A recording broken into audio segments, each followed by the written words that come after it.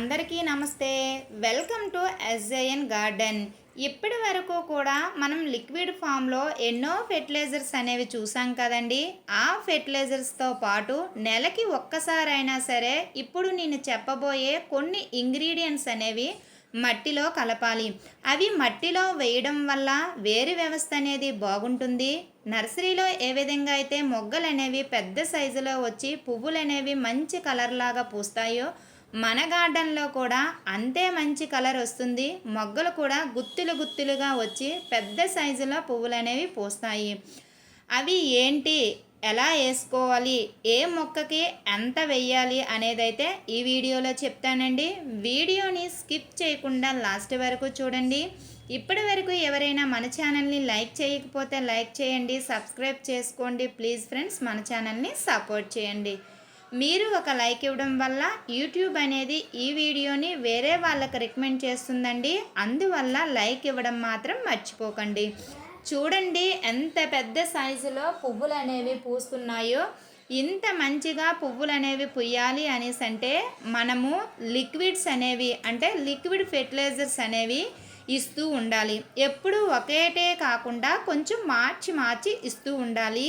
అలాగే ఇప్పుడు నేను చెప్పబోయే కొన్ని ఇంగ్రీడియంట్స్ మట్టిలో నెలకి ఒకసారి ఇస్తూ ఉన్నాము అనేసి అంటే నర్సరీలో ఏ విధంగా అయితే పూస్తాయో మన గార్డెన్లో కూడా అదే విధంగా పూస్తాయి. ఇప్పుడు అది ఏంటి, ఎలా వేసుకోవాలి అనేదైతే ఇప్పుడు నేను చెప్తాను చూడండి. ఈ మొక్కకి మనకి పువ్వులన్నీ పూసేసాయి, తర్వాత మొగ్గలు అనేవి చిన్న చిన్నగా ఉన్నాయి. ఈ మొక్కకి ఇప్పుడు నేను చెప్పబోయే ఇంగ్రీడియంట్స్ అన్నీ వేసి నెల అయితే అవుతుందండి. మళ్ళీ నెల రోజులకైతే వేస్తున్నాను. నిన్న ఈవినింగు డిఏపి, ఆర్గానిక్ డిఏపి అండి. ఈ డిఏపిని మొక్కలన్నిటికీ వేయడం అయితే జరిగింది. ఆ వీడియో అనేది ఎక్కడో మిస్ అయ్యిందనమాట. అందువల్ల నేను చేత్తో వేరేసి నేను చూపిస్తున్నాను చూడండి. నిన్న సాయంత్రం వేశాను. ఇది డిఏపి మొక్కను చూసారా, కొంచెం పెద్ద సైజు మొక్క కాబట్టి దీనికి 10 నుంచి 15 గింజల వరకు వేసుకోవచ్చు. చిన్న మొక్క అయితే మాత్రం ఒక 5 గింజల వరకు వేసుకోండి, చూసుకొని వేసుకోవాలి. డిఏపి అనేది ఎక్కువ వేసేసినా సరే దానివల్ల ఎంత లాభం ఉంటుందో నష్టం కూడా అంతే ఉంటుంది. మొక్క ఏజ్ని బట్టి మీరైతే ఆ గుళికలు అనేవి వేసుకోవాలి. ఆర్గానిక్ డిఏపిని మాత్రమే ఇక్కడ నేను ఉపయోగిస్తున్నానండి. మీరు కూడా ఆర్గానిక్ డిఏపిని వేసుకోండి. నిన్న వేసేసాను అని చెప్పాను కదా డిఏపి. ఈ డిఏపిలో మనకి కావలసిన అంటే మొక్కకి కావలసిన భాస్వరం అనేది చాలా ఉంటుంది. ఎంత ఉంటుంది అంటే 46% ఉంటుందన్నమాట. ఈ భాస్వరం వేర్లు బలంగా లోతుగా పెరగడానికి చాలా బాగా ఉపయోగపడుతుంది.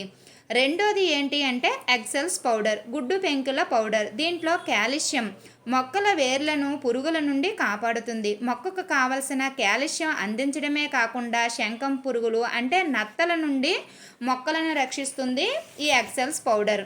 3 అరటిపళ్ళతో తయారు చేసిన పౌడర్. పువ్వులు అనేవి ఎక్కువగా పూయడానికి పొటాషియం అనేది అవసరం. వేర్లు మరియు కణాల ఆరోగ్యానికి సహాయపడుతుంది ఫాస్ఫరస్. అంటే అరటిపళ్ళలో పొటాషియం, ఫాస్ఫరస్, కాల్షియం అనేవి ఉంటాయి.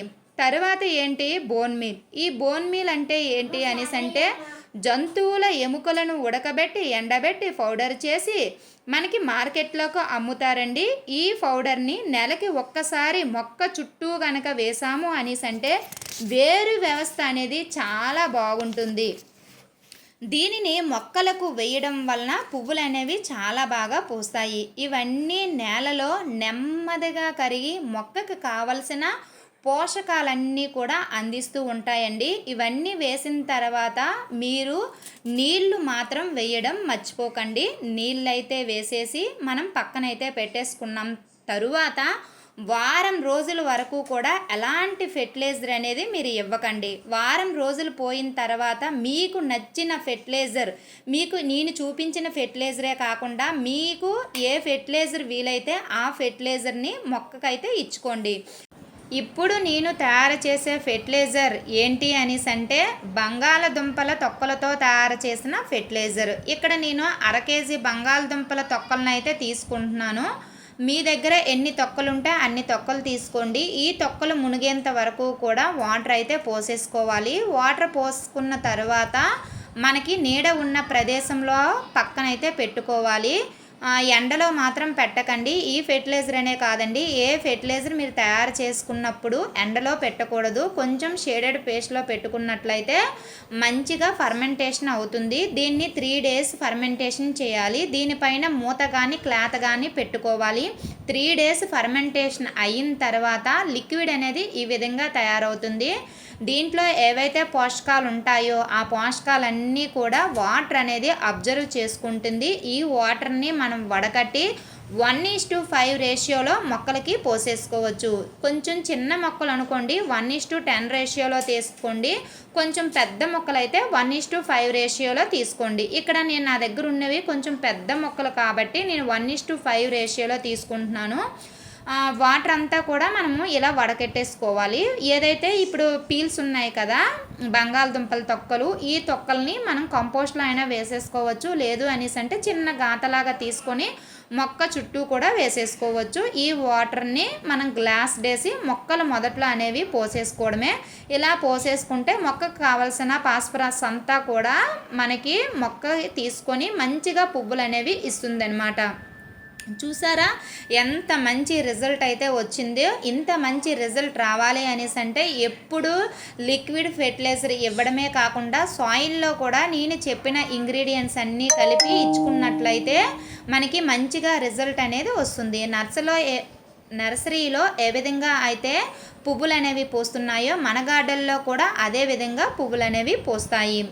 ఇది ఇవాల్టి వీడియో అండి. ఈ వీడియో మీకు నచ్చిందని అనుకుంటున్నాను. ఒకవేళ ఈ వీడియో కనుక మీకు నచ్చినట్లయితే ప్లీజ్ లైక్ చేయండి, ప్లీజ్ సబ్స్క్రైబ్ చేసుకోండి. ప్లీజ్ ఫ్రెండ్స్ మన ఛానల్ని సపోర్ట్ చేయండి.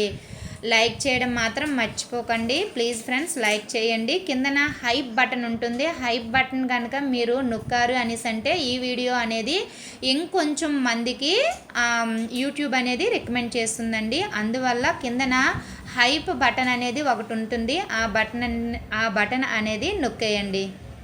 చూసారా ఎంత మంచి కలర్ అయితే వచ్చిందో. ఇంత మంచి కలర్ రావాలి, ఇంత మంచిగా మీకు పువ్వులనే పుయ్యాలి అనేసి అంటే నేను చెప్పినవి ఒకసారి ట్రై చేయండి. ఇంకొక వీడియోతో మళ్ళీ కలుద్దామండి. అంతవరకు బాయ్ ఫ్రెండ్స్.